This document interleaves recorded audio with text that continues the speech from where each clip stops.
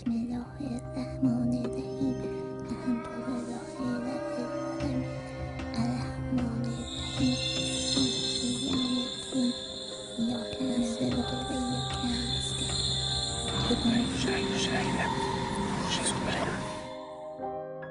و حتی مثلا از سن 4-5 سالگی شروع کردم نماز رو یاد گرفتن و مثلا قبل از اینکه وارد مدرسه بشم سوره های قرآن رو حفظ می‌کردم. دین هستن، اینا خیلی شستشون مغزی ما رو می‌کردن و اگرم یه همچین چیزی میشنیدم خوشحال می‌شدم، ولی همیشه به ما میگفتن حتی اگر یه مسیحی رو بکشیم وارد بهشت میشیم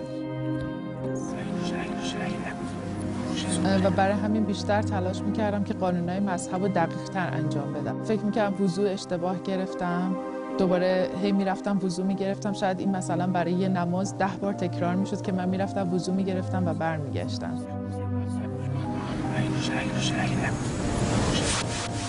و مریضی روحی هم که گرفتم، افسرده وحشتناکم بودم.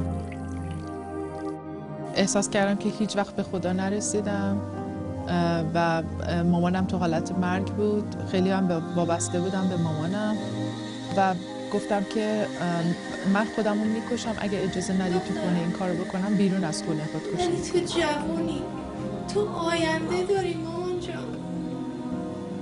و گفتم باشه اگر دوست داری با هم خودکشی کنیم.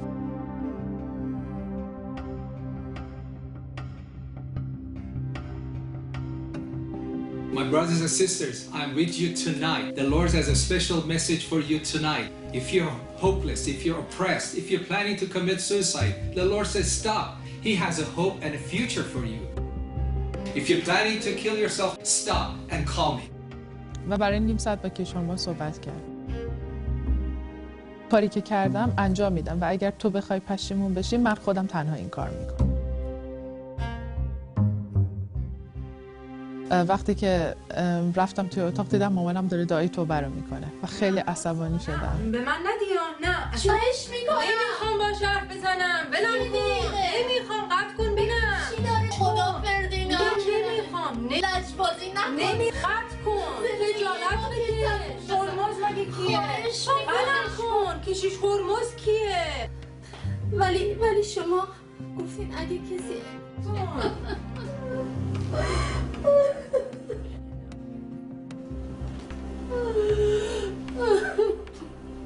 الو. When I talked to her, she was cold. بله من She پروینا was هستم. fighting, and she told me very proudly, "I'm going to kill myself, and your Jesus cannot do anything for me." After about an hour of argument with her, and I couldn't change her mind. عیسی من به تو ایمان میارم. You said it yourself. Allah has done nothing for you. Give Jesus just one chance. You can always kill yourself next week. وقتی که این فکر اومد توی سرم گفتم این بهترین راهه که یه بار دیگه تا آخرین لحظه مرگم به الله خدمت کنم. She was thinking, okay, I'll pray, and next week, this time, Jesus had not done anything for me. I'll call live on the air, and I tell everybody, look, I tried Jesus for a week, and nothing has changed, and I'm going to kill myself tonight, and I would do it on the air. و بعد از یک هفته که خودکشی میکنم حداقلش اینه که وقتی به حضور خدا میرم میگم آخرین کارم من برای تو انجام دادم.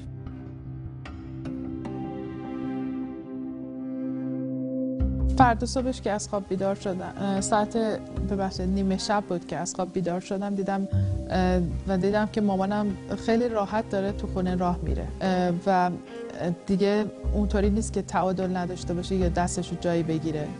گفتم ما باید سریع بریم بیمارستان و وقتی که جوابو سریع گرفتیم دکتر گفتش که فقط میتونم بگم یه معجزه شده چون هیچ اثری از بیماری MS نیست.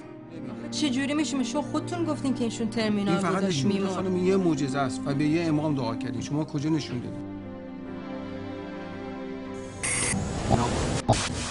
خانم این شب یک معجزه است. این یک معجزه است. ما اصلا به هیچ امامی دعا نکردیم، به عیسی مسیح دعا کردیم.